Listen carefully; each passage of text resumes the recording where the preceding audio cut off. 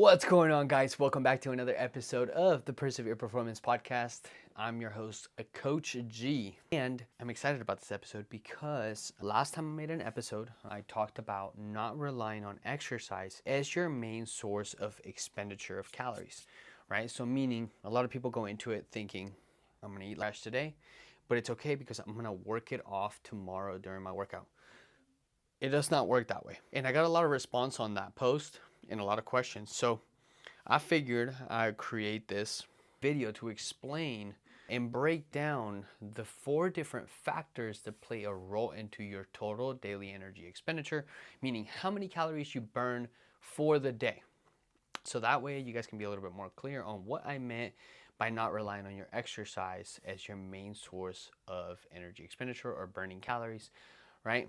So first and foremost, obviously I want to say there is going to be 4 different factors that are going to play a role into your energy expenditure. The first one is going to be BMR. That stands for Basal Metabolic Rate. What basal metabolic rate is the amount of calories our body requires at rest. Meaning, if you woke up today and you literally sat on your couch, your body will still need energy just to survive, right? To do things like blood circulation, breathing, cell production, all of those things that your body still has to do whether you're moving or not. So BMR is going to be the biggest factor into your total daily energy expenditure. And you wouldn't think so, right? Because you're not doing anything, but your body is doing a lot. BMR is going to play anywhere between 60 to 75% of your total daily energy expenditure. So how many calories you burn in a day.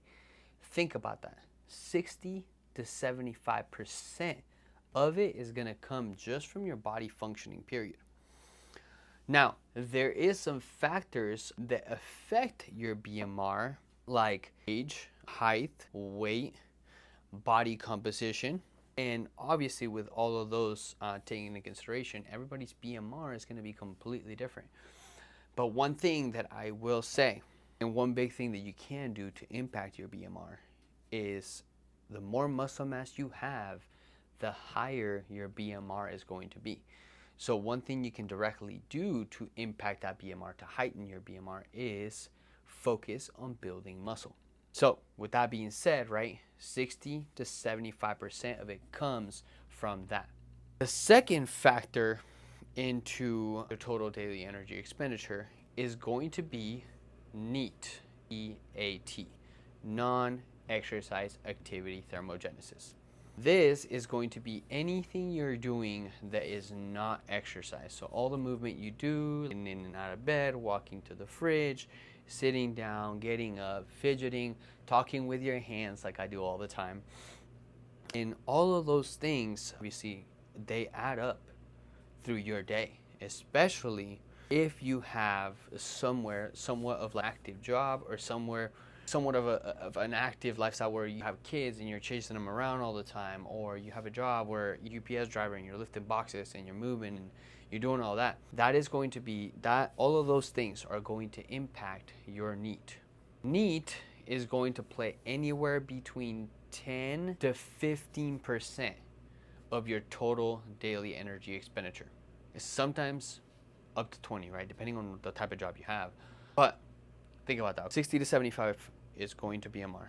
10 to 15% is going to go to your non-exercise activity thermogenesis, meaning any activity you're doing that is not planned exercise, including walking too. That's not planned exercise, right? And that's why having a step goal consistently is so important, because it also plays into the second factor of your total daily energy expenditure. Now, with those two, after that, number 3 is going to be exercise activity thermogenesis.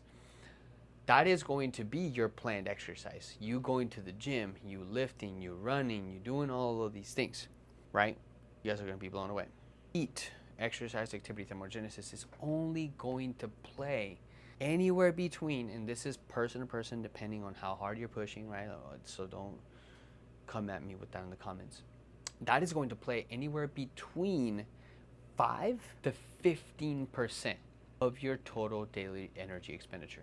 Again, that's person dependent, right? It also depends on how much muscle mass you have. That's going to play a huge role into all of these things. But I'm just painting a good picture for you guys, right? You have BMR 60 to 75. You have NEAT, non-exercise activity thermogenesis, anywhere between 10 to 15. Then you have exercise activity thermogenesis, which is gonna be anywhere between 5 to 15%.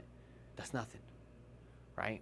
And before I go into this, right, I want to touch on the last one. The last one is gonna be TEF, thermic effect of food. Now, this is going to be the amount of energy your body is going to require from you to digest the foods you are consuming. Yes, because as you consume for your body to uptake the nutrients, right, break down food, digest it, do all that good stuff, it does require energy. And certain foods require more energy. So things that are higher in protein and fiber are going to have a higher TEF, thermic effect.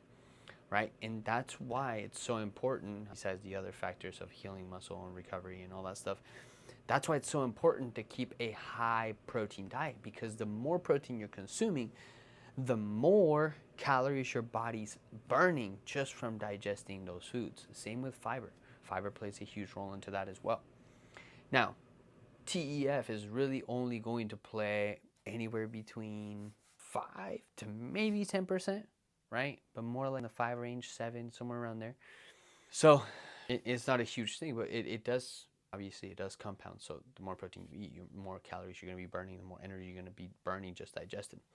So it is still important. And all that to say, right, recently I really created this video, right, because people are like really asking me about the whole why not rely on exercise, and I really wanted to paint the picture of, dude, exercise shouldn't be viewed as the thing you do to burn calories, because it plays such a small role into that.